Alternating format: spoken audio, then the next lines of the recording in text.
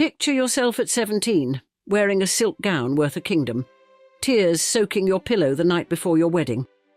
Your mother has just threatened to have the man you actually love killed. Tomorrow, you'll marry a duke you barely know, trading your happiness for a coronet. This isn't the beginning of a Gothic novel. It's the true story of Consuelo Vanderbilt, the reluctant duchess whose journey from gilded prisoner to independent woman would rewrite the rules of society. When they called her the most beautiful debutante in America, they didn't realize they were describing a masterpiece trapped in its own frame. This is the story of how wealth beyond imagination became chains of gold, and how one woman's rebellion against the glittering cage of the Gilded Age would inspire generations. On the 2nd of March 1877, as America's Gilded Age reached its glittering zenith, Consuelo Vanderbilt entered life bearing the weight of expectations that would nearly crush her spirit. Born into America's wealthiest family, she emerged from childhood carrying both extraordinary beauty and invisible chains, a combination that would shape her destiny in ways both magnificent and tragic. Alva Vanderbilt, her mother, wielded ambition like a weapon, carving out the family's place in society with the same ruthless determination that her husband William Kissam Vanderbilt used to expand their railroad empire. Young Consuelo, blessed with a swan-like neck, luminous eyes, and an ethereal grace that turned heads wherever she went, became her mother's masterpiece in making. Every breath, every gesture, every word was sculpted according to Alva's exacting standards. The limestone mansion at 65th Avenue, where Consuelo spent her formative years, served as both palace and prison. Within its opulent walls, she endured a rigorous education that went far beyond the typical finishing school curriculum. Alva's iron will shaped every aspect of her daughter's upbringing, from deportment to discourse, moulding her into the perfect vessel for the family's social aspirations. The physical and emotional demands of this grooming paled in comparison to the psychological conditioning that accompanied it, constant reminders that the Vanderbilt name carried obligations that superseded personal happiness. As Consuelo grew, her mother's plans crystallized with frightening precision. Alva had not invested years of careful cultivation merely to see her daughter marry into American society. No, she had grander ambitions. A European title that would elevate the Vanderbilts above their nouveau riche peers. The fact that American heiresses had begun trading fortunes for coronets in what the press dubbed the dollar princess phenomenon only strengthened Alva's resolve. When Consuelo made her society debut in 1895, she set New York ablaze with speculation. Her grace and beauty made the other debutantes seem coarse by comparison. Her regal bearing seemed to presage her future role. But behind the carefully orchestrated appearances, behind the silk gowns and practiced smiles, a quiet rebellion was brewing. Consuelo had formed an attachment to a New York socialite, Winthrop Rutherford, whose lack of title made him unacceptable in Alva's calculating eyes. The summer season brought a whirlwind of social engagements, each one carefully orchestrated by Alva, to position her daughter for the grand finale she had planned. As summer faded into autumn, whispers began circulating through Newport and New York about negotiations with a cash-strapped English duke. Consuelo, drowning in her mother's ambitions, found herself swept toward a fate she never chose, her own desires as irrelevant as last season's fashions. That autumn, as Manhattan's elite gathered in their Fifth Avenue mansions to trade gossip over tea, Alva Vanderbilt prepared to play her final hand in the game of social advancement. And the stakes were her daughter's heart and happiness, though such considerations seemed trivial compared to the glittering prize of a ducal coronet. Through the gilded halls of New York society, speculation mounted as November approached, each whispered conversation carrying the weight of impending transformation. In November 1895, as autumn's last leaves clung desperately to Manhattan's trees, Consuelo Vanderbilt faced the most devastating battle of her young life. Behind the magnificent doors of her family's Fifth Avenue mansion, Alva Vanderbilt, orchestrated what would become known as one of the most ruthless matrimonial campaigns in American social history. The Duke of Marlborough had arrived in New York that fall, his ancient title burnished, but his coffers empty. Charles Spencer Churchill, known since childhood as Sonny, came seeking what so many of his peers sought in America: a fortune to restore his crumbling ancestral seat, Blenheim Palace. In Consuelo, he found not only extraordinary beauty and impeccable breeding, but also the vast Vanderbilt wealth that could save his estate. The young heiress's resistance to the match sparked a domestic siege that would haunt her for decades. Alva, determined to secure a duchess's coronet for her daughter, employed tactics that shocked even their jaded social circle. When Consuelo's heart turned toward Winthrop Rutherford, Alva's rage knew no bounds. She even threatened to have the young man killed. Through emotional manipulation and relentless pressure, she wore down her daughter's resistance until the inevitable surrender. On the morning of the 6th of November, 1895, New York witnessed what the press dubbed the wedding of the century. St. Thomas Church overflowed with society's elite, the cream of American and European aristocracy gathering to witness the union. Yet few among the assembled guests could see the tears that had soaked Consuelo's pillow the night before, or sense the deep despair beneath her composed exterior. As she walked down the aisle in her Worth gown, her face partially concealed by a delicate veil, Consuelo carried the weight of her mother's ruthless ambition. The ceremony itself was a masterpiece of social theatre, with Bishop Henry Codman Potter officiating as the Duke awaited his American bride.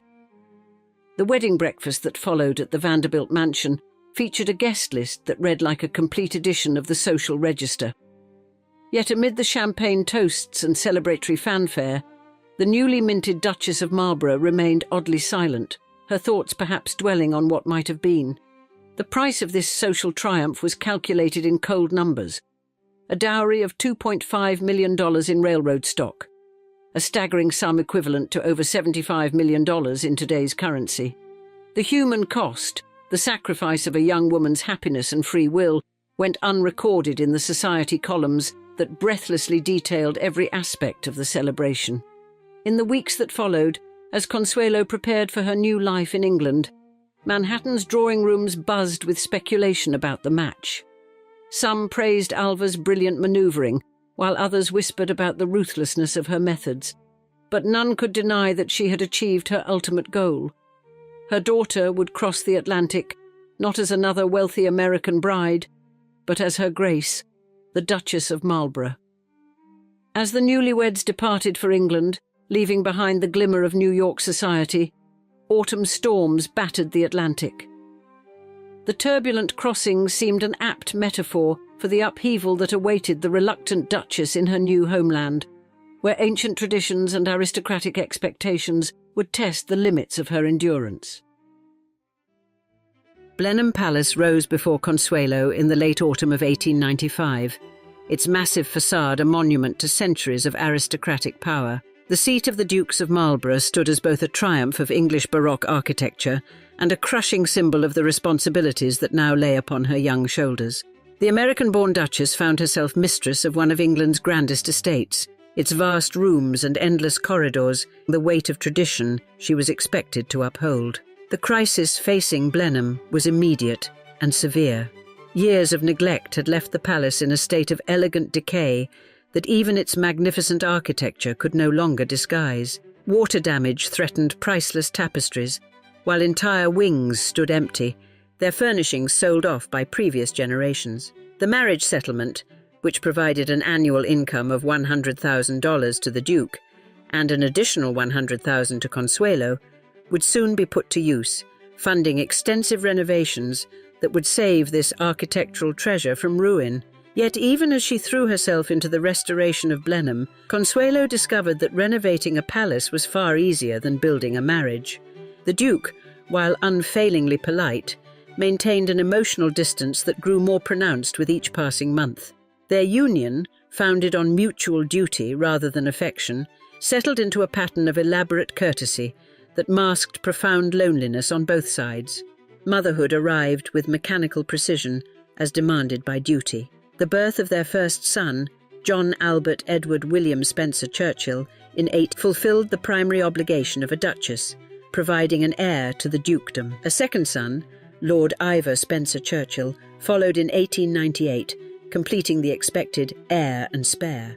The children brought moments of joy to Consuelo's life, but they could not fill the emotional void at the heart of her marriage. The young Duchess found her true calling in the role of social reformer. She threw herself into philanthropic works with an energy that surprised and sometimes scandalized traditional aristocratic circles. Under her direction, Blenheim became a centre for progressive social initiatives. She established programs for the estate's workers and their families, including housing improvements and educational opportunities. Her work with London's poor, particularly unwed mothers and their children, revealed a compassion that transcended class boundaries. In English society, Consuelo's beauty and natural grace made her a sensation. The American Duchess brought a fresh vitality to the often staid world of the British aristocracy, her presence at social functions drawing attention and admiration. Yet beneath the surface, success lay a growing awareness that she had traded one gilded cage for another. The Duke, meanwhile, pursued his own interests and companionship elsewhere. Their public appearances together became increasingly formal affairs, choreographed to maintain the appearance of marital harmony while masking the reality of their estrangement. The palace that had once seemed like a fairy tale setting began to feel more like an elaborate stage set for a performance neither of them believed in anymore. As the new century dawned, bringing with it winds of social change, Consuelo began to question the bargain that had brought her to Blenheim. The price of her title, her freedom, her happiness, her very sense of self seemed increasingly steep. The restoration of Blenheim was progressing, but the woman who had helped save it was quietly crumbling behind her perfect Duchess facade. In 1906, the facade finally began to crack, and the comfortable fiction of the Marlboroughs' marriage could no longer withstand the pressure of their mutual unhappiness. The Duchess, who had once been America's most celebrated bride, was about to scandalize society once again, this time by choosing her own path. The Marlboroughs' separation in 1906 marked the end of what society had once heralded as the perfect union of Old World nobility and New World wealth. For Consuelo, now 29, the decision to separate marked the beginning of a profound personal transformation, though the legal bonds would take many more years to fully dissolve. In the aftermath of the separation, Consuelo emerged from the shadows of her imposed role to discover her own voice. No longer bound by the strict protocols of her position as Duchess of Marlborough, she threw herself into causes that reflected her true passions. Her work with the Women's Municipal Party in London revealed a keen political mind that had long been masked by her social duties. The suffragette movement found in her an eloquent advocate, her own experience of powerlessness lending authenticity to her support for women's rights. The years following the separation saw Consuelo flourish in unexpected ways. She established herself as a formidable public speaker, addressing crowds on social reform and women's suffrage. Her philanthropic work expanded, focusing particularly on improving conditions for women and children in London's most deprived areas. The woman who had once been valued primarily for her beauty and wealth proved herself a capable organiser and passionate advocate for social change. When World War I erupted in 1914, Consuelo channeled her organisational skills into vital war relief efforts. As chair of the Economic Relief Committee for the American Women's War Relief Fund, she worked tirelessly to aid those affected by the conflict. Her efforts during these years earned recognition from both the British government and international relief organisations, establishing her as a leader in humanitarian causes. Throughout these years, she maintained a dignified silence about her marriage, even as society buzzed with speculation. The Duke had his own life now, and Consuelo found herself increasingly drawn to a different future. In Jacques Balsan, a French pioneer of balloon and airplane aviation, she discovered the possibility of a love based on mutual respect and shared interests rather than social obligation. The long path to divorce finally concluded in 1921. The legal dissolution of her marriage to the Duke of Marlborough marked not just the end of a union, but the beginning of Consuelo's true independence. The Duke would later petition for an annulment from the Anglican Church, with Consuelo's consent, a process that would reach its conclusion in 1926. The annulment would validate what she had known all along, that her consent to the marriage had never been freely given. The years between separation and divorce had transformed the once dutiful Duchess into a woman of substance and independence. Her beauty, which had once been her primary currency in society's marriage market, was now merely one aspect of a complex and accomplished personality. The skills she had developed as a young Duchess were now directed toward meaningful, charitable initiatives, while her experience of arranged marriage made her a powerful voice for women's autonomy. As the post-war world emerged from the ashes of conflict, Consuelo stood ready to embrace a new chapter in her life. The woman who had once walked down the aisle of St. Thomas Church in tears now faced her future with clear-eyed determination. The price of her freedom had been high, but its value was beyond measure. In 1921, at the age of 44, Consuelo Vanderbilt began her second act. Her marriage to Jacques Balsan marked not just a new union, but the triumph of personal choice over social obligation. Unlike the theatrical spectacle of her first wedding, this ceremony celebrated a genuine connection between two people who had chosen each other freely. The contrast could not have been more profound. Where the young Duchess had once walked down the aisle in tears, Consuelo Balsan now moved forward with quiet joy. The years with Jacques proved transformative. Their shared life between France and America allowed Consuelo to bridge the two worlds that had shaped her existence. At their French estate, Château Saint-Georges Motel, she created the kind of home that Blenheim, for all its grandeur, had never been. The gardens she designed there reflected her mature taste, free from the constraints of aristocratic tradition. Her relationship with her sons, John and Ivor, evolved and deepened through the years, demonstrating that maternal bonds could survive and even thrive beyond the confines of a failed marriage. The 1930s brought new challenges as Europe darkened under the shadow of fascism. When France fell to Nazi Germany in 1940, the Balsans were forced to flee, leaving behind their beloved chateau. They made their way to America, where Consuelo once again demonstrated her resilience. During these years, she channeled her energy into supporting the Free French movement and various relief organizations aiding European refugees. In 1953, Consuelo published her memoir, The Glitter and the Gold. The book offered more than just a glimpse into the vanished world of the Gilded Age. It served as a thoughtful meditation on privilege, duty, and the high price of social ambition. With remarkable candour, she detailed her mother's ruthless machinations and her own journey from powerless young bride to independent woman.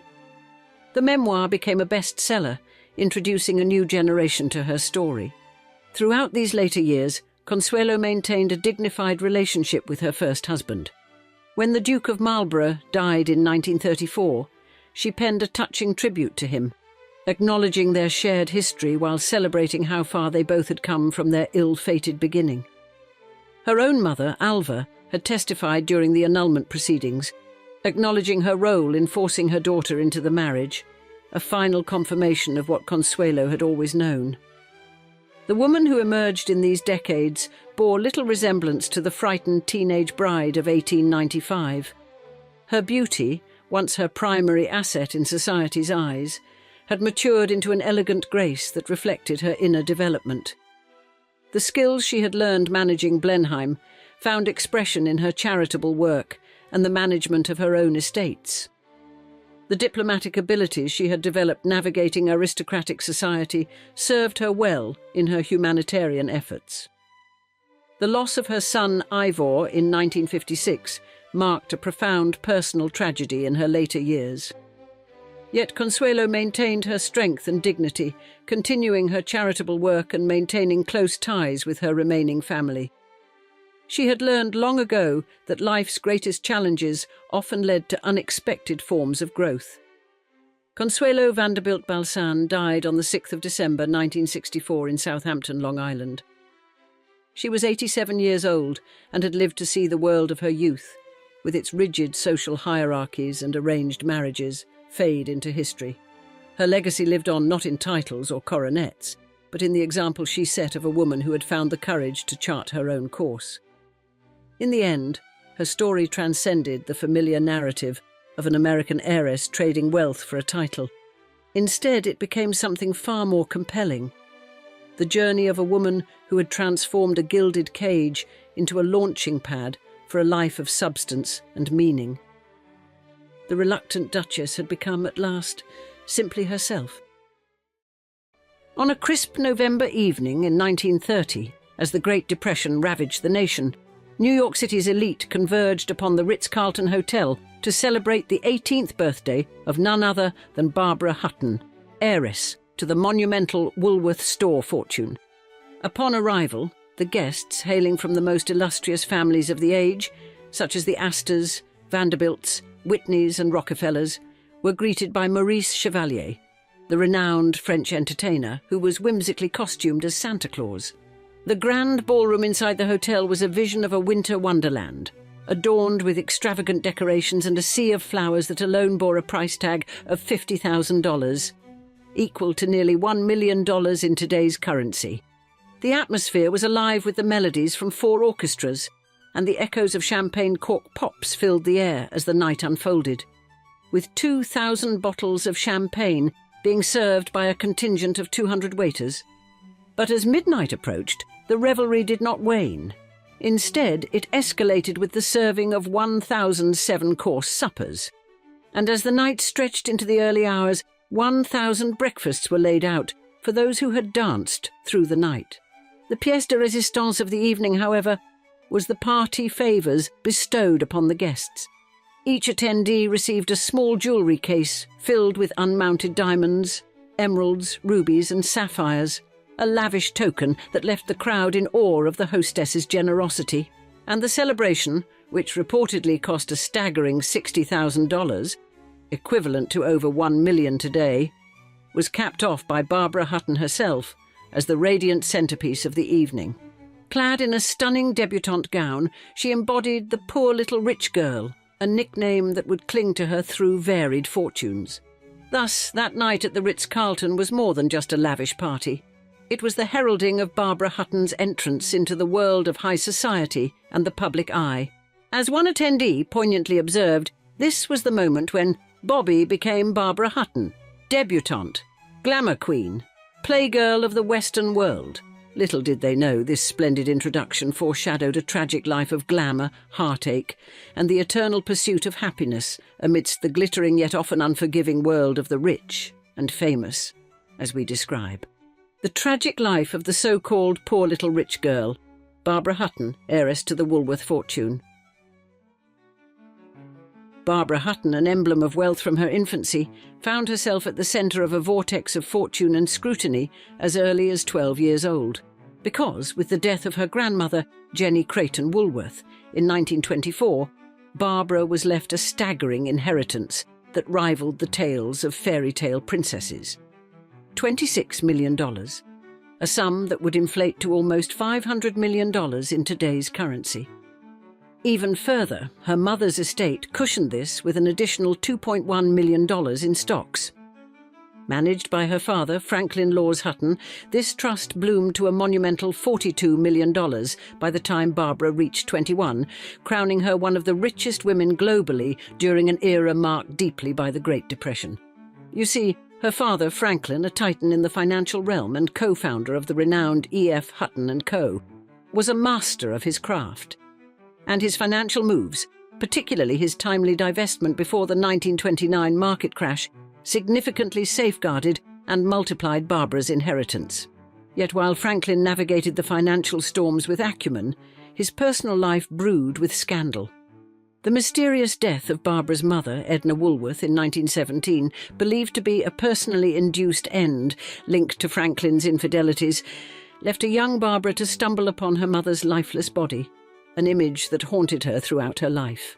And in the wake of her mother's death, Franklin's subsequent marriage to Irene Bode only deepened Barbara's emotional isolation.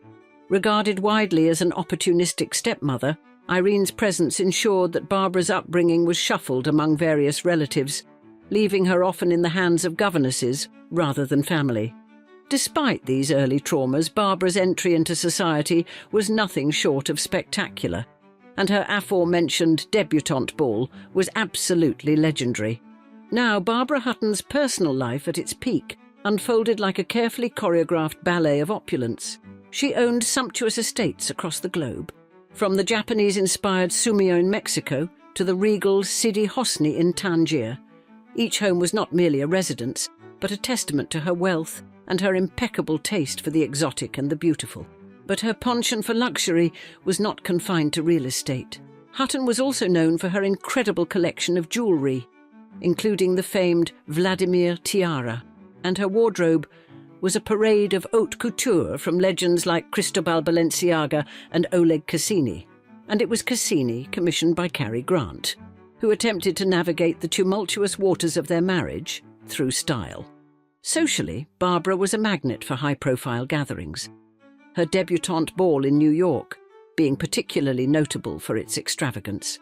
Despite the allure, this display of wealth was not without its critics, especially given the harsh economic climate of the Great Depression, and her visibility and lifestyle choices made her a constant subject of media fascination and public critique. By 1934, Barbara's life had inspired both film and song, capturing the public imagination and solidifying her status as a cultural icon, albeit one often viewed through a lens of scorn and envy. This public narrative portrayed her as the poor little rich girl, a moniker that underscored the complex interplay of wealth, privilege, and personal adversity that defined her life. And yet Barbara Hutton ended her life essentially penniless, lonely, and isolated. In order to better understand how someone could go from $1 million debutante party to poverty, we must roll back the clock a bit and begin with a psychological profile rooted in her uniquely difficult youth. Born into opulence on the 14th of November 1912 in New York City, Barbara Woolworth Hutton emerged as the sole child of Edna Woolworth of the retail empire and Franklin Laws Hutton, a founder of the E.F. Hutton and Company investment firm, making her an instant heiress to one of America's grandest fortunes. Yet, the wealth that defined her birthright would also shape a life marred by emotional turmoil. You see, Barbara's upbringing was steeped in material wealth, but plagued by emotional neglect. Her father, Franklin, notorious for his infidelities, was a distant figure, while her mother, Edna, ensnared in loneliness, sought comfort in an affair with Bud Bouvier, Jacqueline Kennedy's future uncle. This chaotic household environment left Barbara profoundly isolated, craving the affection that her fractured family could not provide. And tragedy struck with brutal force at the tender age of 5 when Barbara discovered her mother lifeless, an image that would haunt her for decades. Officially, Edna's death was attributed to complications from mastoiditis, but whispers of a personally caused ending persisted, some suggesting the family might have even influenced city officials to avoid probing too deeply into the actual cause. Reeling from this loss, Barbara's subsequent childhood was a relentless shifting of guardians, as she moved from one relative's home to another. She spent significant periods at her maternal grandparents' luxurious 60-room Long Island mansion, a place where material excess was abundant, but emotional warmth was scarce. But her grandmother, Jenny Creighton Woolworth, was consumed by dementia, and her once doting grandfather, Frank Woolworth, was ailing. He affectionately called her Princess, but his failing health meant he could not provide the stable affection she so desperately needed. After her grandfather's death in 1919, Barbara's father moved her frequently, each relocation eroding her sense of stability further. Described as a wistful, imaginative, lonely child by those who knew her, Barbara harboured complex feelings for her father, intertwining threads of fear and a yearning for his approval. Throughout these formative years, Barbara's cousin Jimmy Donahue was a kindred spirit, and he too knew the cold embrace of wealth coupled with familial neglect. This bond, forged in shared experience, became a rare constant in her early life. Now Barbara's education was reflective of her status, with stints at prestigious schools like Miss Hewitt's classes and Miss Porter's School for Girls. However, the luxury of her educational background did little to heal the deep emotional wounds inflicted by her turbulent upbringing. Thus, the imprint of such a fraught childhood left an indelible mark on Barbara Hutton. As she matured, her life became a quest fraught with troubled relationships and a continuous search for the love and stability that her youth had so cruelly denied her. In the next chapter, we'll dive a bit deeper into her marriages and heartbreaks to flesh out the larger story of this tragic heiress. Barbara Hutton's quest for love was as storied as it was heartbreaking, beginning with her first marriage to Prince Alexis Mdivani in 1933. You see, Barbara first met Alexis Mdivani through a calculated encounter orchestrated by Alexis's sister, Rusadana, known as Rusi. And the Mdivanis, a family of social climbers, were known for marrying into wealth, which they often flaunted in high society. Rusi thus arranged for her brother to meet Barbara under the pretense of social gatherings, exploiting Barbara's vulnerability and immense wealth. Their initial encounter then led to a scandalous affair, while Alexis was still married to his first wife, Louise Van Allen. This affair culminated in a hasty marriage to Barbara after Alexis's quick divorce from Louise, and therefore, at the young age of 20, the Woolworth heiress married the self-proclaimed Georgian prince in a grand ceremony in Paris. Dressed in a white gown with dramatic shoulders and a sweeping veil, she hoped for a fairy tale ending. Yet the reality was far from it. Mdivani, infamous as one of the marrying Mdivanis, quickly set about spending Hutton's vast inheritance on a luxurious home, polo ponies, lavish attire, and men's jewellery. Their marriage dissolved in March 1935, not even 2 full years after they had exchanged vows. But her divorce from Mdivani did little to deter Hutton's marital pursuits. In May 1935, she entered into marriage with Count Kurt Heinrich Eberhard Erdmann, Georg von Haugwitz-Hardenberg-Reventlow. This relationship brought her only child, Lance Reventlow, into the world in 1936. However, like her first, this marriage crumbled by 1941. Barbara Hutton's third marriage, to the charismatic Hollywood icon Cary Grant, began just a year later in 1942. The couple's union was highly publicised, partly due to Hutton's immense wealth as a Woolworth heiress, and Grant's already established fame as a leading man in Hollywood. Initially, their marriage was marked by numerous social events and public appearances, reflecting their high-profile statuses. They were famously dubbed Cash and Carey, a moniker that played on Hutton's wealth and Grant's screen persona, although Grant himself was independently wealthy and did not need Hutton's financial support. However, the relationship began to deteriorate as Hutton felt overshadowed by Grant's growing film career, and despite the initial allure of their glamorous lifestyle, she later remarked that Grant was primarily interested in growing his star power, which she felt was a significant factor in their separation. The marriage was ultimately unable to withstand these internal and external pressures, leading them to divorce amicably without seeking monetary compensation from one another. Continuing her search for marital happiness, Hutton married Prince Igor Trubetskoy in 1947, though this union also ended in divorce by 1951.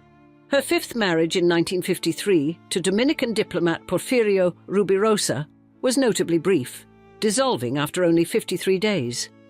Then, in 1955, Hutton's marriage to German tennis star Baron Gottfried von Cramm also raised societal eyebrows, given von Cramm's known sexual orientation and past imprisonment for, at the time, illegal homosexual activities.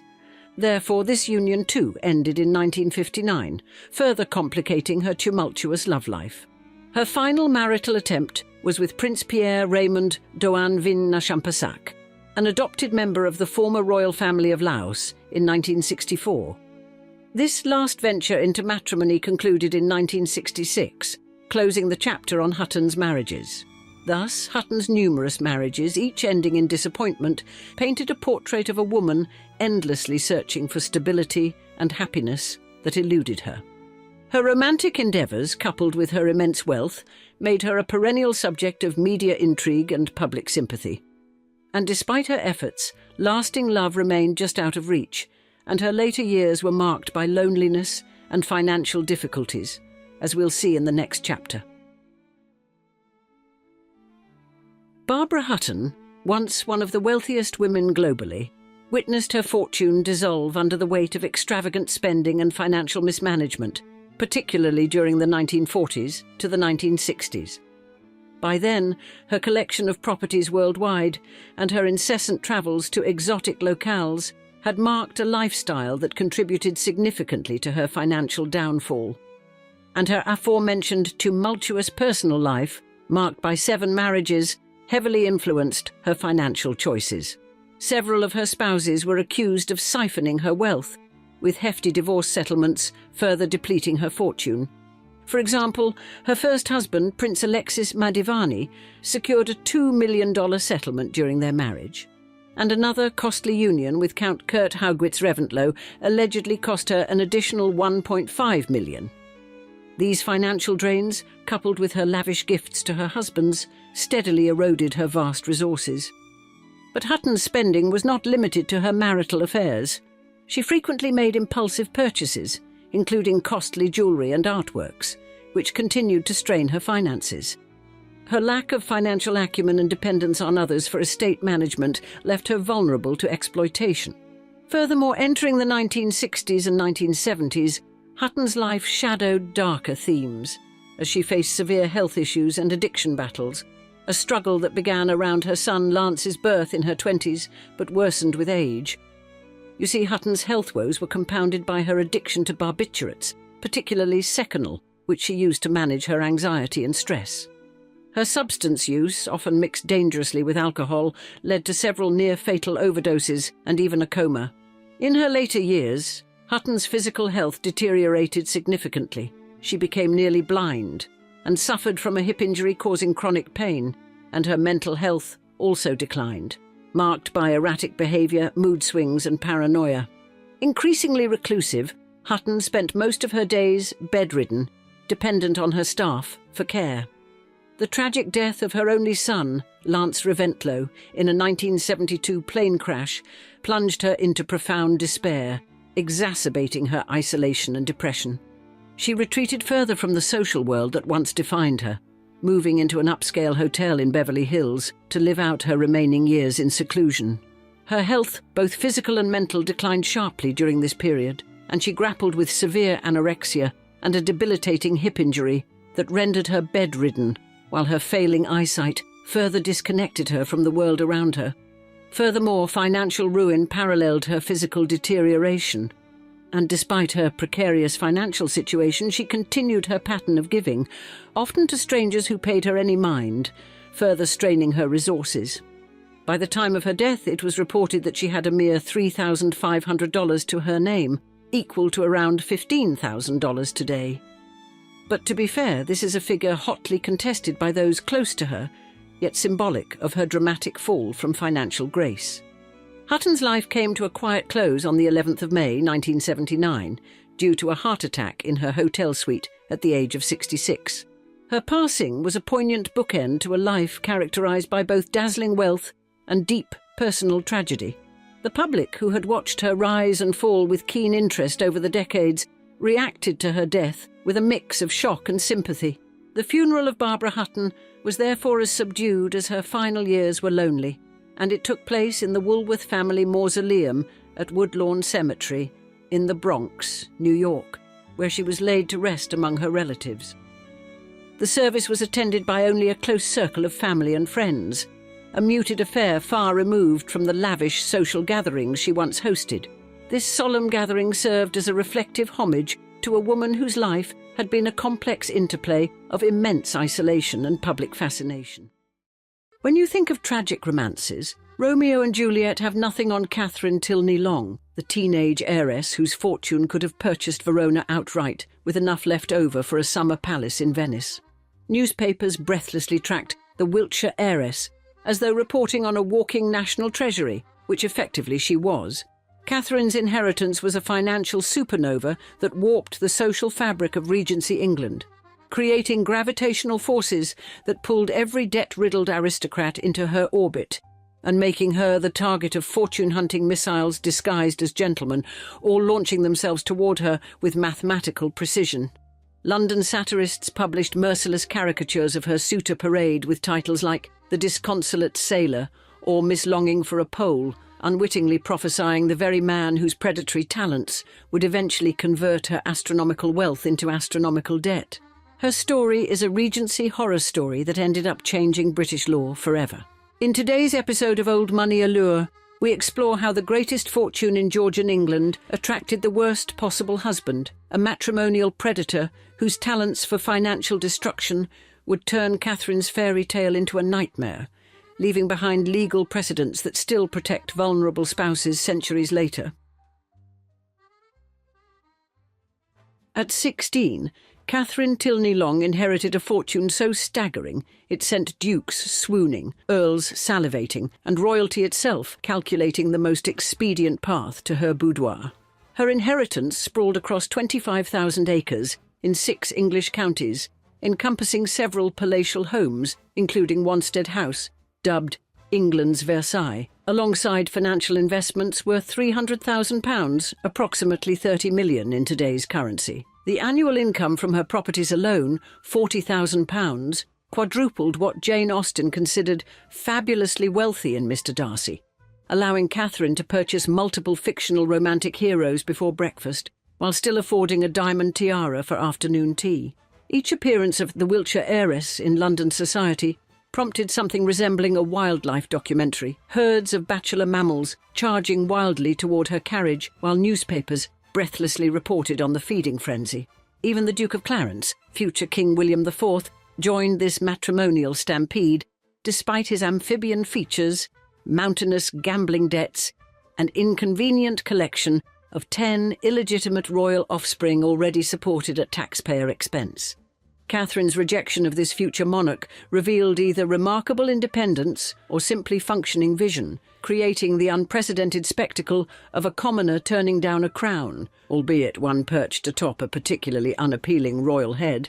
London satirists feasted on her suitor parade, publishing merciless caricatures with titles like The Disconsolate Sailor or Miss Longing for a Pole, unwittingly prophesying the man whose predatory talents would eventually harpoon both her fortune and her life. When she finally chose William Wellesley Pole at 21, the Duke of Wellington's deceptively charming nephew, society momentarily believed in fairy tales, not recognising that beneath his captivating exterior lurked financial appetites that would humble a fleet of pirate ships. Their 1812 wedding dazzled London, with Catherine adorned in 700 guinea Brussels lace and diamonds worth 5 million modern pounds.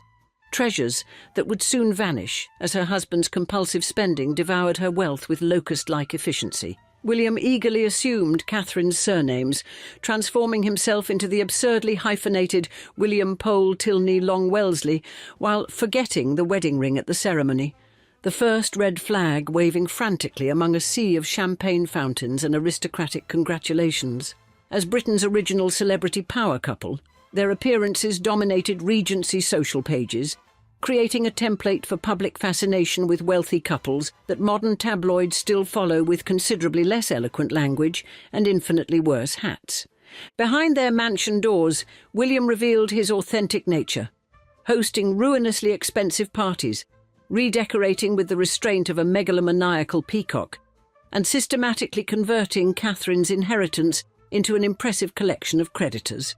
Within 10 years, the world's wealthiest heiress found herself fleeing across the English Channel to escape debtors, her vast fortune transformed into equally vast liabilities through her husband's specialised talent for financial immolation.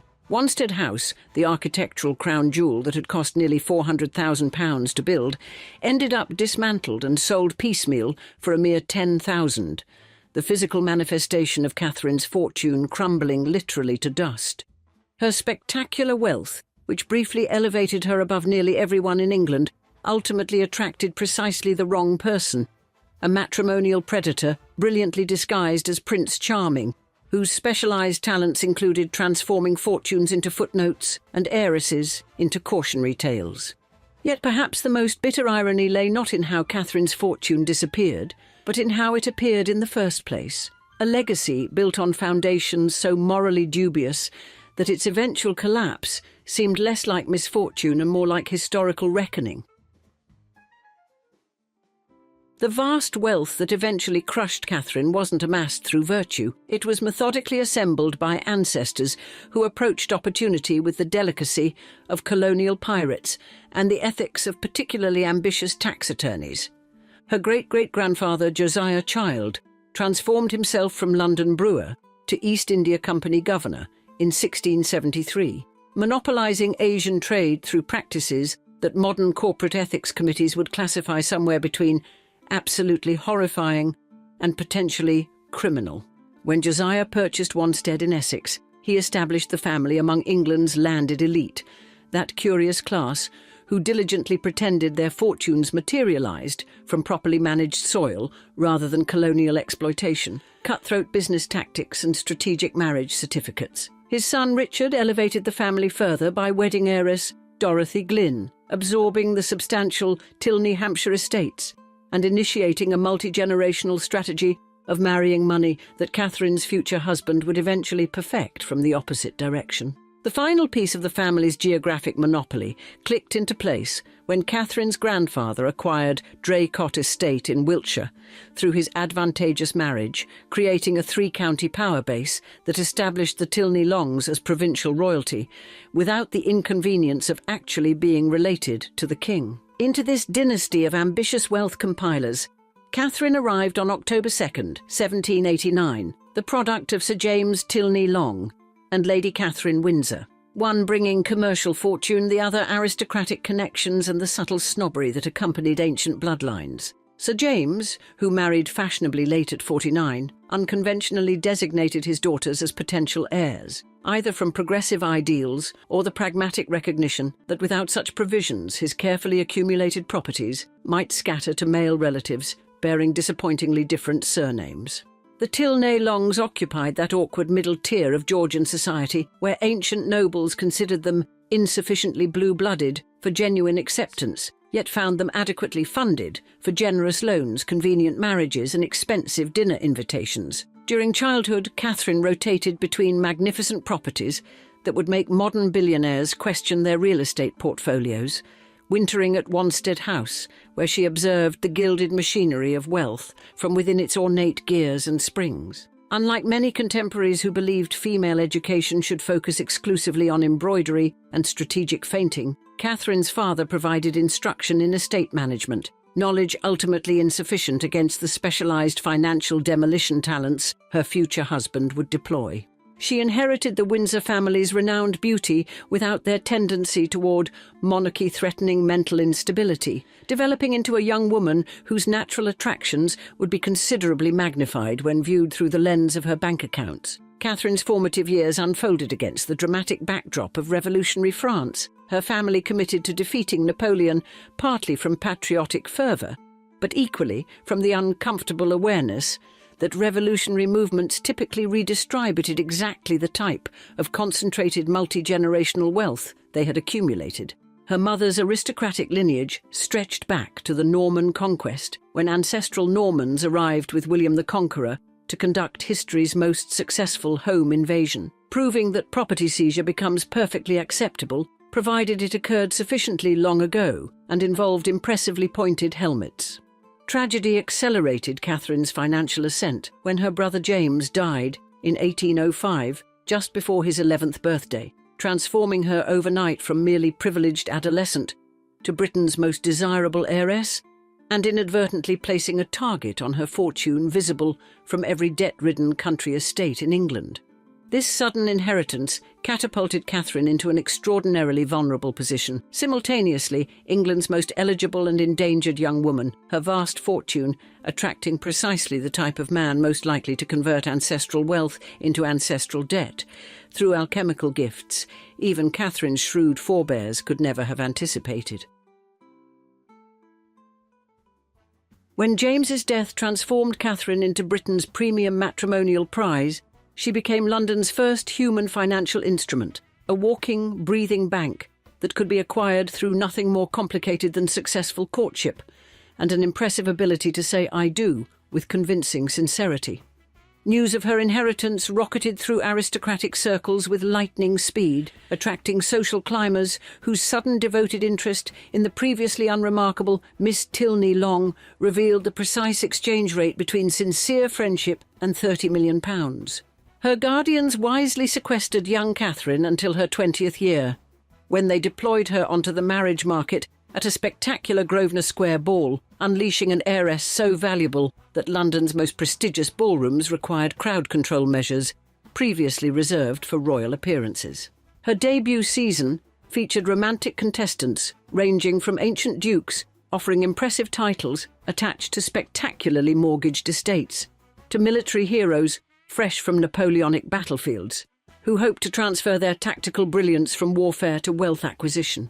The amphibian-like Duke of Clarence pursued her with royal determination, evidently believing his eventual throne outweighed his unfortunate face, catastrophic finances, and 10 inconvenient children produced with actress Dorothea Jordan, a romantic resume that prompted Catherine's historic royal rejection.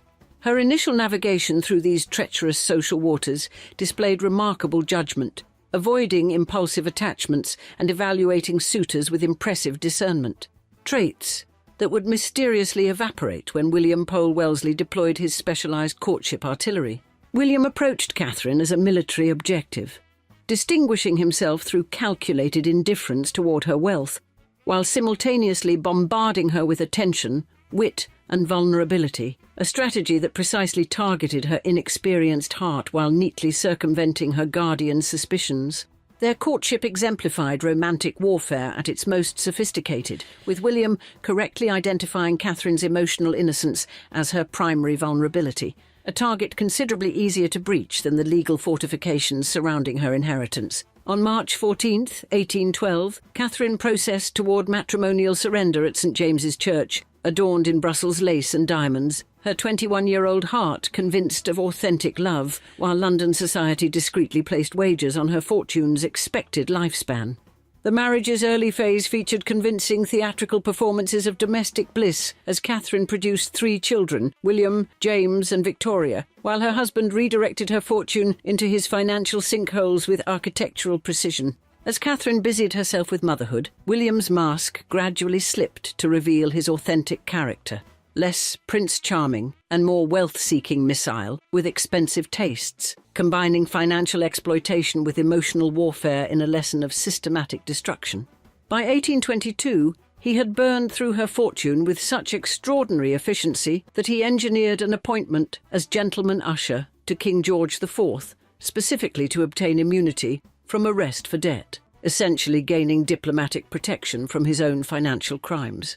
Catherine's humiliation culminated around 1823 when William installed Mistress Helena Patterson Bligh in their Naples residence, dispensing with traditional discretion and forcing his wife to cohabit with her replacement in a domestic arrangement that would have shocked even the morally flexible Regency aristocracy. Private correspondence reveals William's final gift to Catherine, a venereal disease that added physical suffering to her emotional devastation and potentially established the medical foundation for her premature death. Against overwhelming social pressure and legal obstacles, Catherine finally summoned remarkable courage to escape her gilded prison, returning to England with her children, initiating legal separation, and securing court protection for her children through actions requiring more genuine bravery in 1825 than leading a cavalry charge into enemy fire.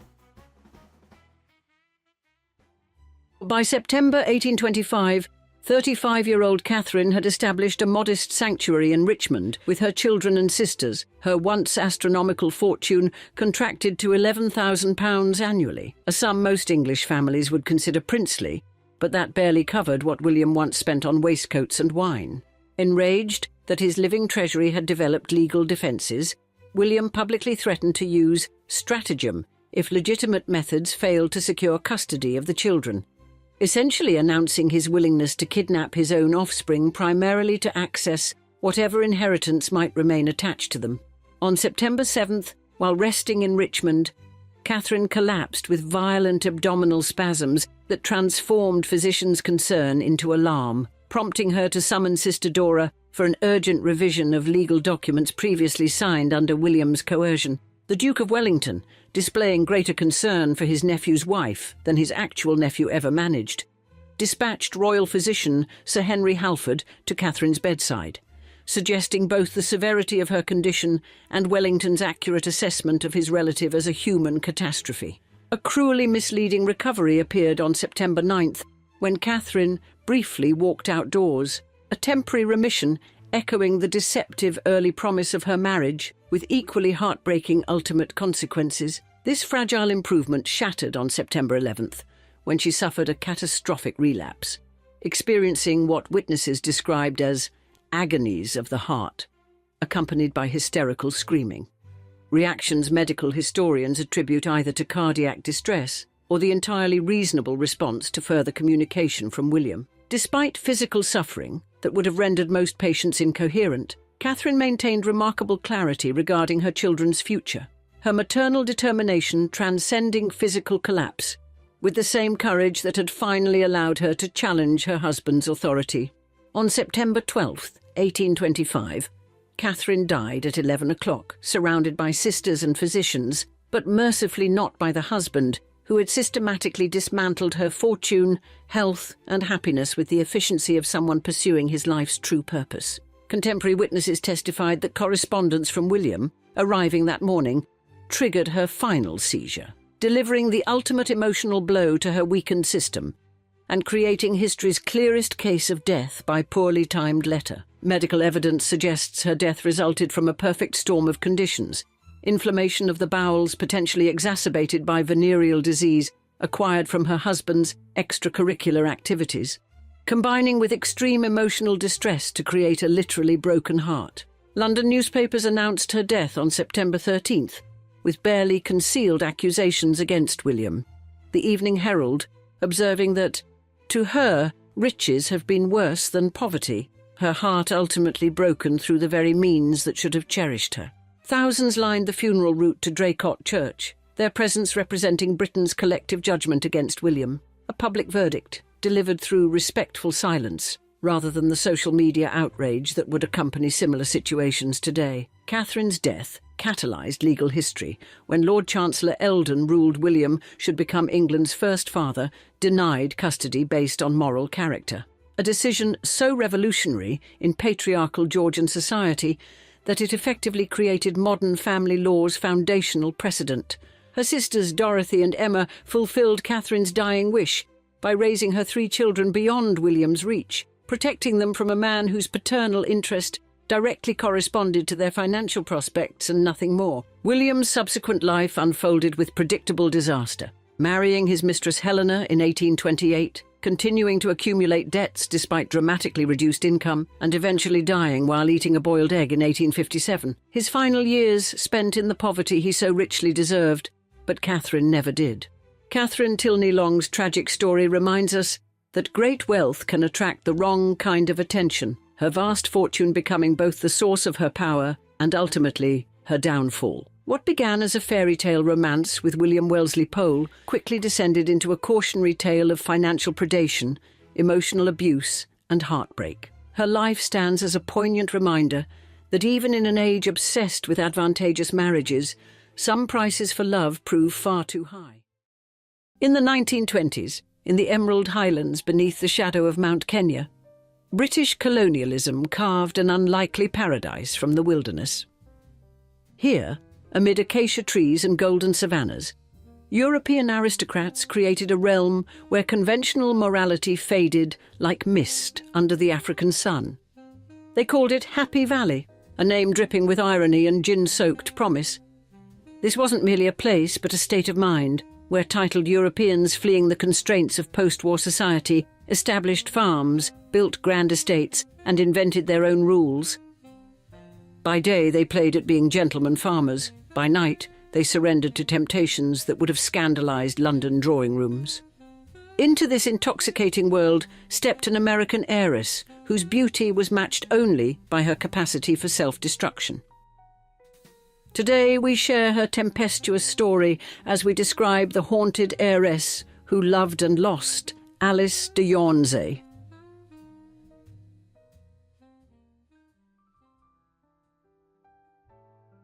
On a moonlit evening in Kenya's lush highlands during the 1930s, while war clouds loomed over Europe, the colonial elite gathered at Les Gazelles to celebrate the birthday of Alice de Janzé, American heiress, French countess, and undisputed queen of Africa's infamous Happy Valley set. Guests were greeted by the surreal sight of cheetahs lounging on velvet divans, their spotted coats catching firelight as servants glided past with silver trays brimming with champagne. Inside, Alice held court, a vision in satin and jewels, her dark curls framing what newspapers once dubbed the most beautiful face in America. Her sharp eyes scanned the scene with something between detachment and calculation.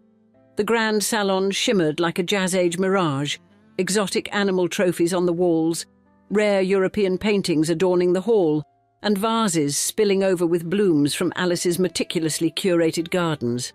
The gramophone piped in a hot jazz melody from Paris, blending with laughter, cigarette smoke, and murmurs of secret affairs unfolding behind colonial politesse. As dawn neared, the night reached its climax with the entrance of Jocelyn Hay, the Earl of Errol, a magnetic, reckless British aristocrat whose appearance sent a ripple through the atmosphere. Alice's famously poised demeanour faltered for just a moment. Their energy was volatile, thrilling. Whispers followed them. Alice's love was like a sickness, and Jocelyn liked watching her burn. Few noticed how her fingers trembled or how her gaze darted toward her handbag, where a pearl-handled pistol lay beside vials of morphine. These were her twin crutches, one for defence, one for escape. Behind the glittering facade, Alice was a storm contained in silk. She had already etched her legend into the scandal pages, the American beauty who had shot both her lover and herself at a Paris train station. Acquitted by a French court, she remained convicted in the eyes of society. Even in Africa, judgment followed. Les Gazelles was her castle and her prison, built not only to dazzle, but to shield her from the world's unforgiving gaze. As the party crescendoed, Alice stepped onto her terrace, the African dawn washing over Lake Naivasha in shades of crimson and gold. The colours mirrored the chaos in her soul, beautiful, violent, impossible to tame. Her guests danced and drank, unaware that their glamorous hostess stood at the brink. Beneath the diamonds and designer gowns was a woman unravelling, one who had never truly escaped the pain she carried across continents. That night at Les Gazelles wasn't merely a celebration. It was Alice's last great performance before the curtain began to fall. And to understand how she became this magnetic, tormented creature of desire and despair, we must go back to the steel palaces of Pittsburgh and a childhood gilded in sorrow.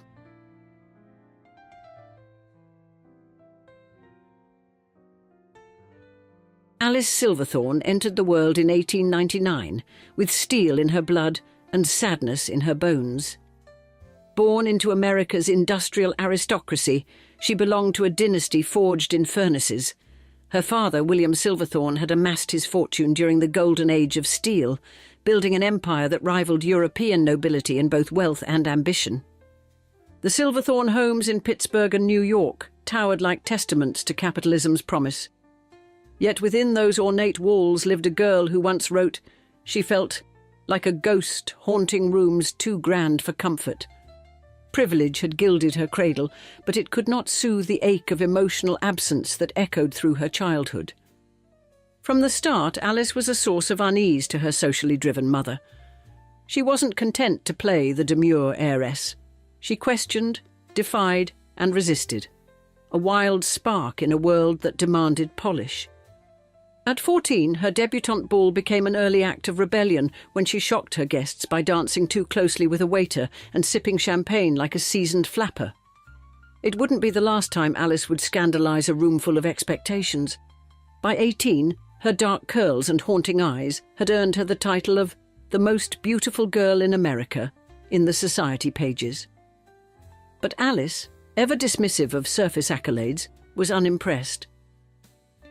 "Beauty is boring," she once told a journalist. "It doesn't make you happy."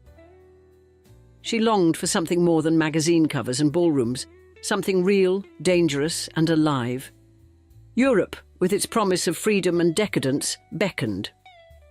And when she met Frederick de Janzé, a French count with a faded title and a thirst for new money, Alice saw a door opening. To her parents, the match was ideal, old-world prestige for new-world dollars. But to Alice, it was escape. At 21, she traded heiress for countess. Paris welcomed her with open arms and 1,000 temptations. She dove headfirst into the city's hedonistic afterglow, jazz clubs, cabarets, artists, opium, affairs.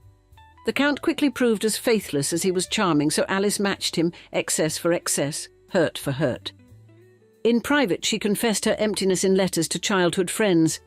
"I move through these glittering rooms like a phantom, becoming translucent from lack of love." Then came Raymond de Trafford, a British aristocrat with a sharp tongue and wounded heart. Their affair burned hotter than any before, a dangerous mirror reflecting Alice's rawest desires. Their passion would end famously in blood and scandal, but first it would carry her to the brink, the edge of violence, of self-destruction, and ultimately toward the wild lands of Africa, where exile might feel like freedom.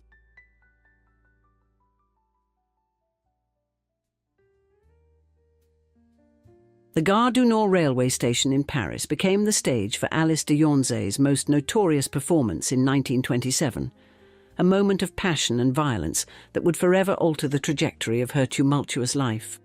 Raymond de Trafford, the British aristocrat with whom Alice had been conducting a passionate affair, had chosen this public setting to inform her of his intention to honour his engagement to another woman. Without warning, Alice reached into her handbag and produced a small pistol, its pearl handle gleaming briefly before she fired 2 decisive shots, one into Raymond's chest and another into her own abdomen in a dramatic gesture of romantic despair. The fallen bodies of lover and beloved, surrounded by shocked Parisian commuters, created a tableau that epitomised the excess of the jazz age, a scene replicated in newspaper illustrations with headlines proclaiming, "American heiress shoots lover and self in fit of passion."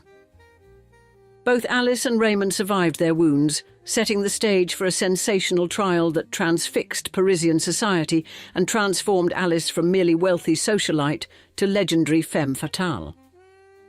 Her defence attorney successfully argued that Alice had been in the grip of crime passionnel, a temporary madness induced by love, leading to her acquittal and cementing her reputation as a woman of ungovernable passions.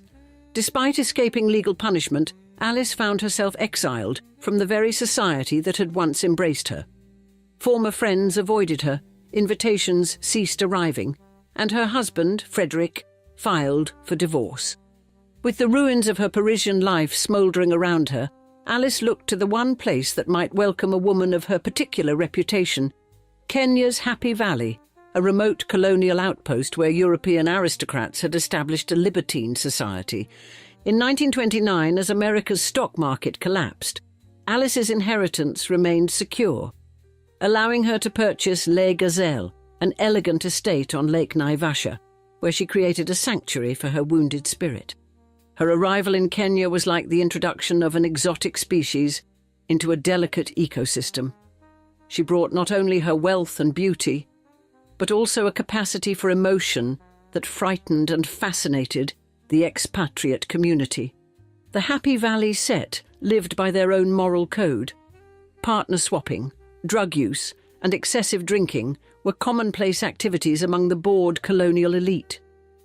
Yet even in this permissive atmosphere, Alice stood apart, keeping cheetahs and monkeys as pets, decorating her home with a startling mixture of African artifacts and European luxury, and pursuing her desires with frightening intensity. It was in this setting that Alice encountered Jocelyn Hay, Earl of Errol, a handsome, titled British aristocrat whose charm was matched only by his cruelty, igniting a love affair that would consume what remained of Alice's fragile emotional stability. As their relationship intensified, their public displays became legendary. Racing cars across the savannah, exchanging passionate insults at dinner parties, and according to local gossip, once riding horses naked through the African bush. behind the spectacular performances lay a dark truth. Jocelyn, like Raymond before him, could not or would not reciprocate the totality of Alice's love, his marriage creating a barrier that even Alice's wealth and determination could not overcome. Thus, the stage was set for the next act in Alice's tragic life, a drama of obsession, betrayal, and ultimately murder that would forever link her name with the blood-soaked secrets of Happy Valley.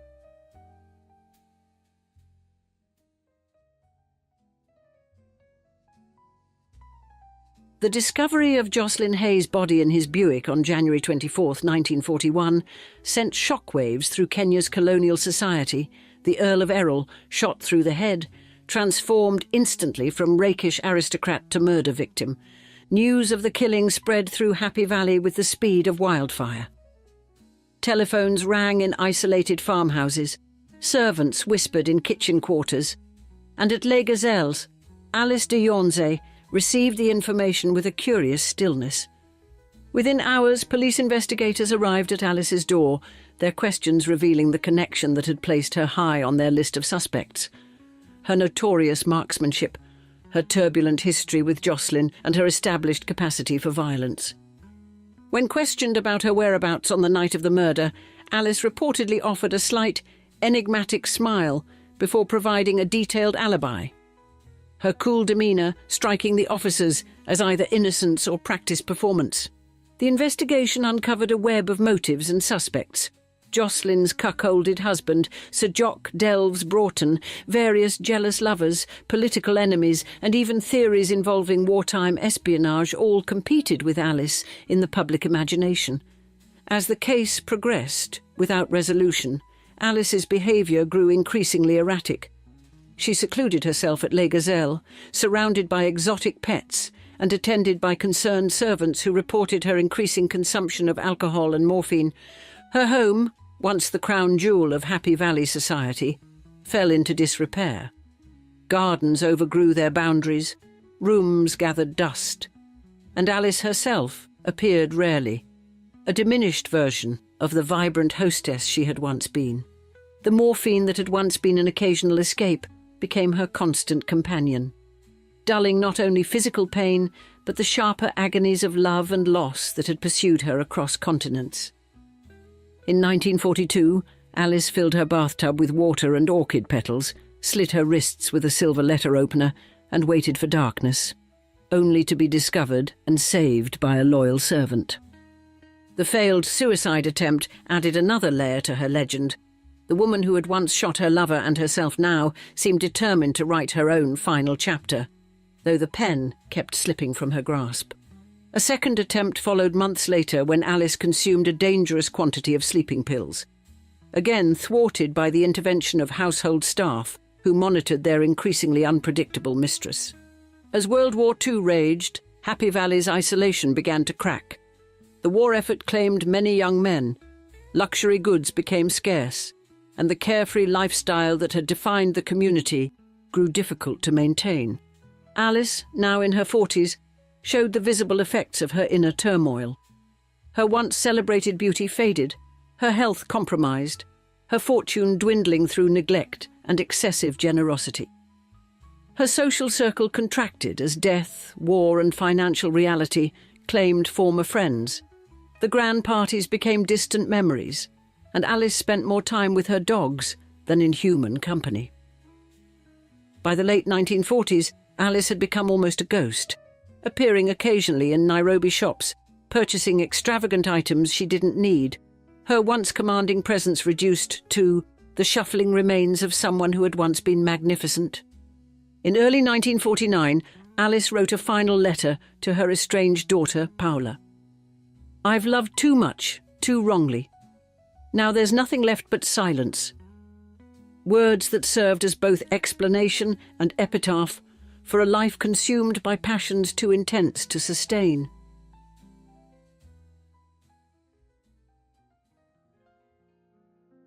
On a luminous September morning in 1949, Alice de Janzé rose from her bed for the last time.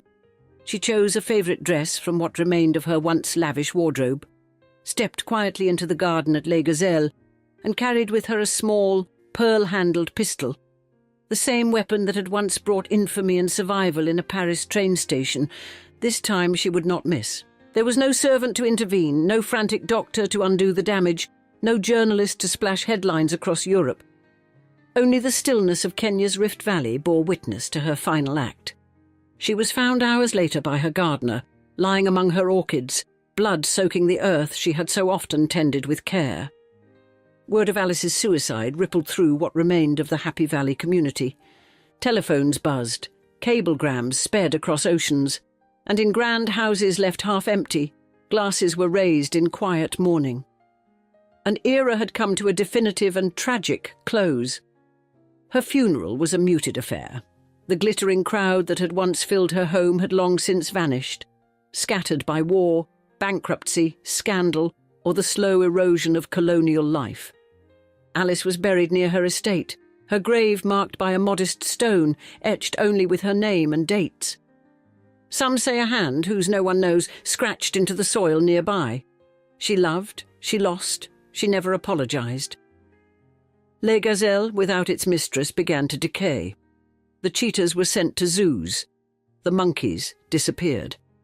The house, once filled with priceless objects and uncontainable emotion, stood silent as vines and grasses crept over its stone walls. The African wilderness reclaimed what had never truly belonged to the colonists.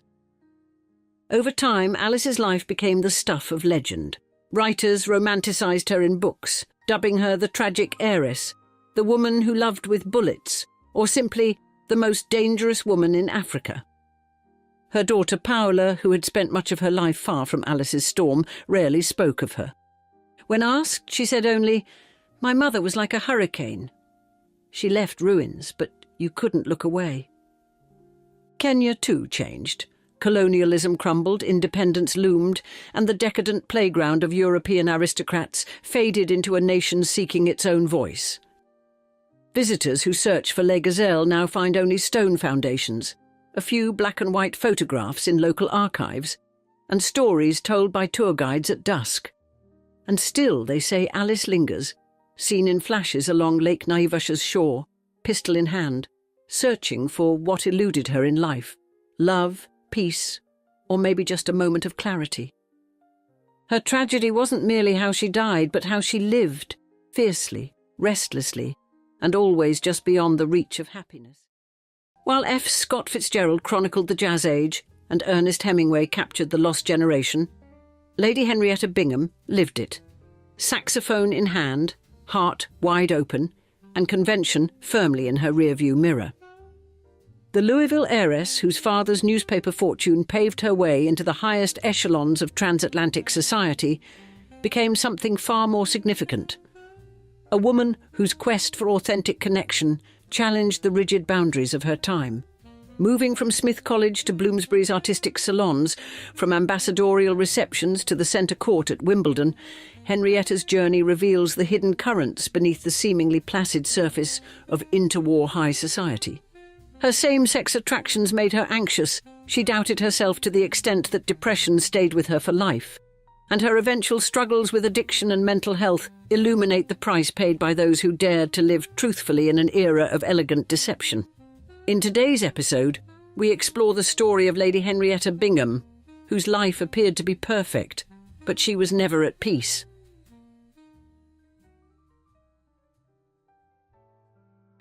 Before she set foot in the drawing rooms of London or sipped champagne with artists and aristocrats, Henrietta Bingham found herself floundering at Smith College, a place meant to shape young women into proper wives or polished thinkers.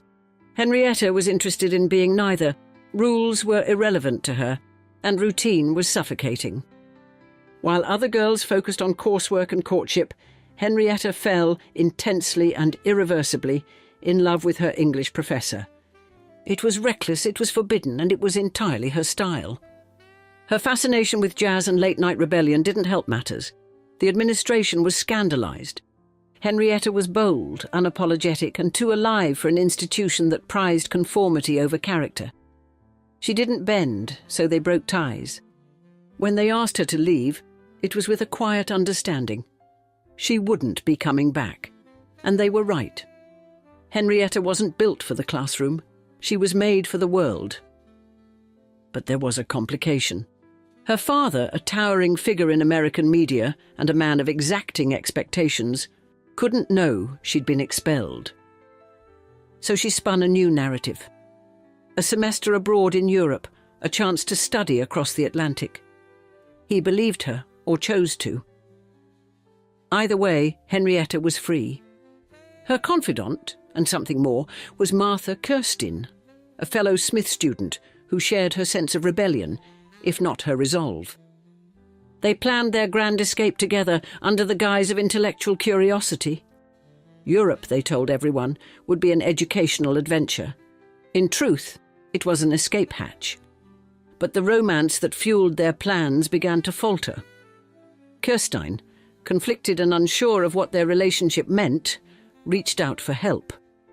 Not from a friend or a priest, but from Ernest Jones, Freud's own disciple and Britain's foremost psychoanalyst.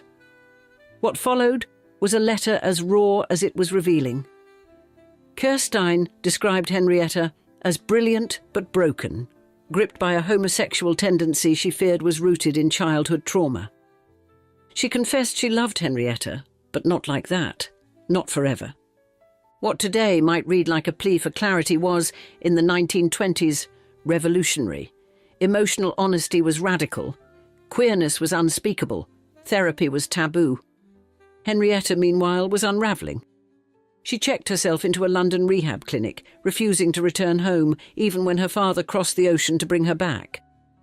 It took Dr. Jones himself to explain her condition, that her panic was subsiding, that her independence was essential. Only then did her father exhale. Henrietta could stay, and so she did.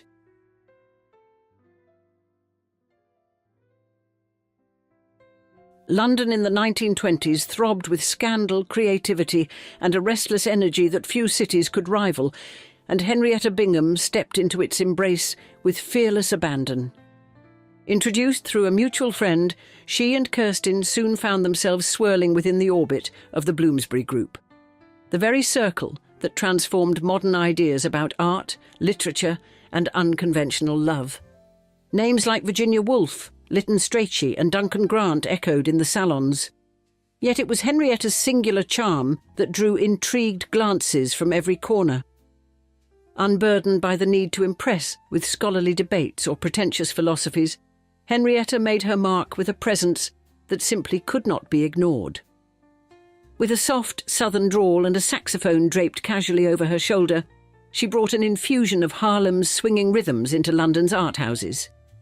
Her soulful blues and spirited renditions of jazz standards resonated deeply with audiences, offering them a taste of a sound both raw and transformative.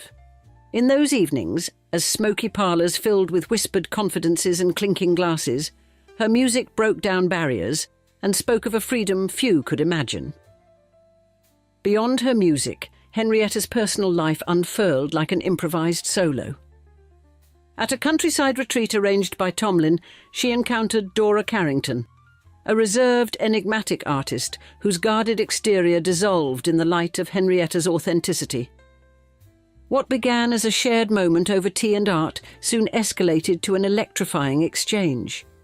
Carrington later recalled that encounter as a brief, unburdened burst of passion, a moment free of regret or constraint, one that would forever alter her own view of intimacy. Her influence in London stretched farther than the confines of any one salon.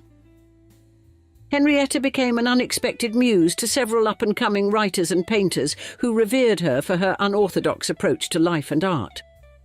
Colleagues and acquaintances alike found themselves inspired by her fearless expression, her willingness to confront the stringent social codes of the day. Yet beneath the surface of bright lights and bohemian revelry, a deeper restlessness stirred. She danced on the margins of convention, her soul yearning for something yet undefined.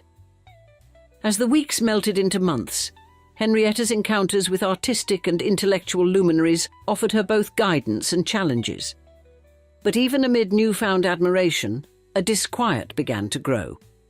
A sense that beneath London's sparkling surface lay unresolved secrets that might one day pull her back to a place she never truly called home. And as the city's night gave way to dawn, whispers of change lingered in the cool air.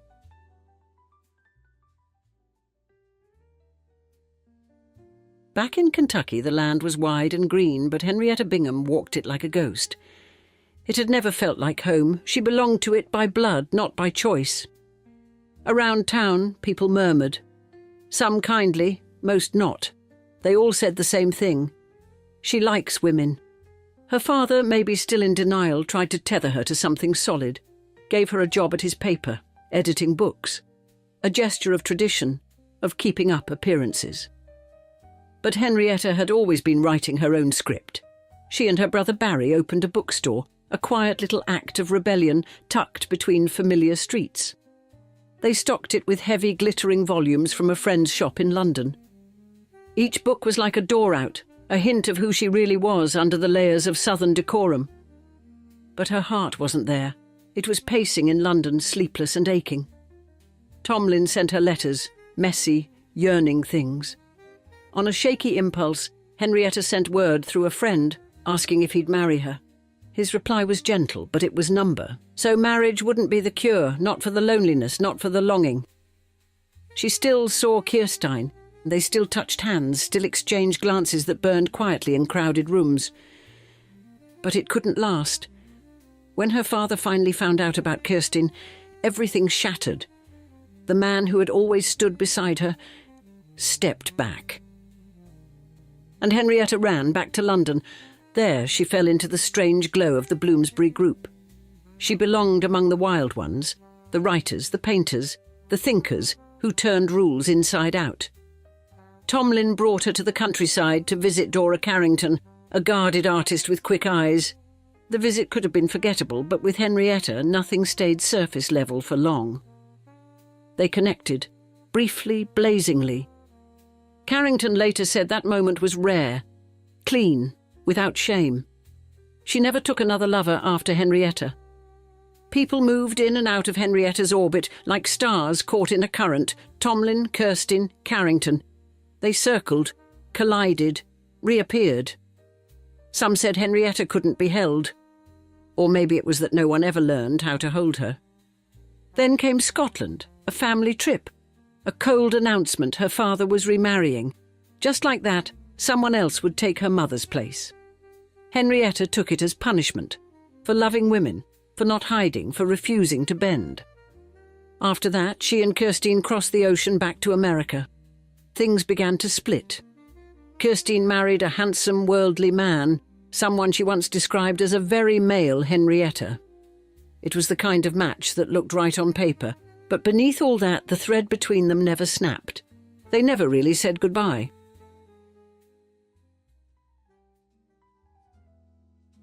When Henrietta came back to the States, Kentucky felt even smaller than before, so she headed straight for New York City and didn't look back. She moved into an elegant Fifth Avenue apartment, the kind with tall windows and polished floors, and got a job at Theatre Arts magazine. Henrietta wasn't just editing stories. She was throwing open the doors to new voices, boosting ad sales, and making herself known in all the right corners of the city. People gravitated toward her. Southerners, living up north, black and white alike, gathered in her apartment like it was a private club. Something about her made people feel welcome, even if she still couldn't quite welcome herself. Then came John Houseman, a theatre producer with a mind as sharp as hers, and a heart that, he claimed, had only ever fully belonged to Henrietta. They got engaged quietly, even spent a cosy Christmas with her family. But something was missing. The future they imagined together slowly thinned out. The romance cooled. The marriage never happened. After the breakup, Kirstein and Dr. Jones stepped back in, nudging Henrietta toward someone new.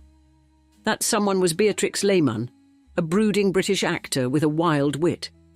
They'd met in Scotland and reconnected in England.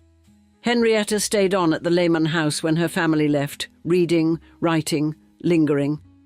She wrote cheerful, gossipy pieces for American newspapers, but her real mind showed up in darker reports: prisons, poverty, the quieter forms of suffering.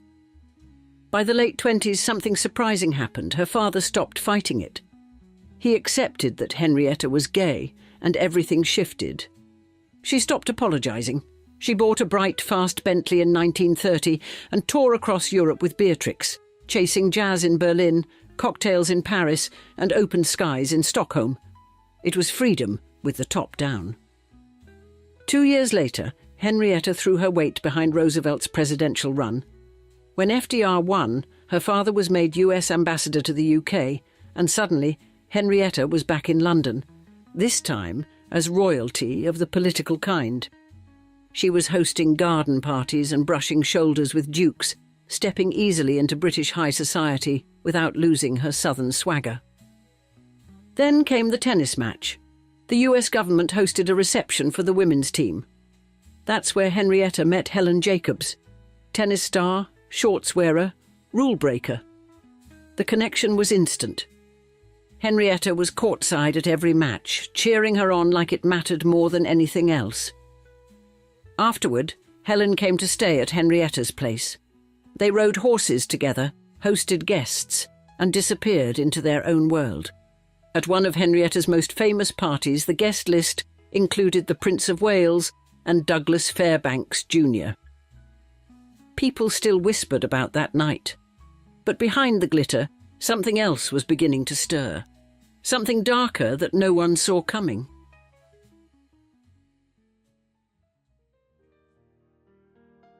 For a long while it felt like Henrietta could outrun anything.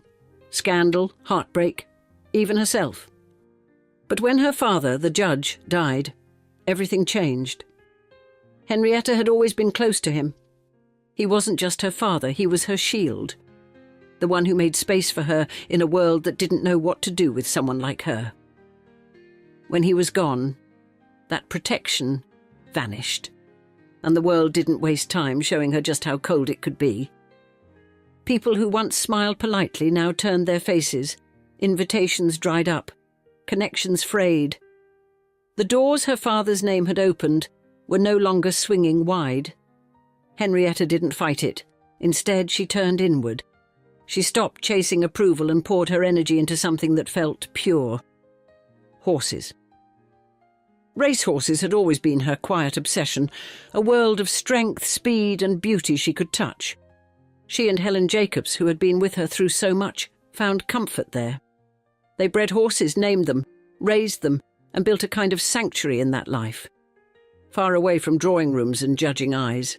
But even that peace came with complications. The judge's will left Henrietta with far less than anyone expected. Suddenly, she had to fend for herself. Barry, her younger brother, stepped in. He was now running the Courier Journal, and he brought her on as a bookkeeper so she could cover her living expenses. It wasn't glamorous, but it kept her afloat. Then Helen left for Europe to play tennis, and Henrietta stayed behind. That's when the loneliness settled in. Barry, once her anchor, was unravelling too, overwhelmed by grief and the weight of the family estate. He turned to alcohol, and the bond between them slowly broke apart, little by little, until they barely recognised each other.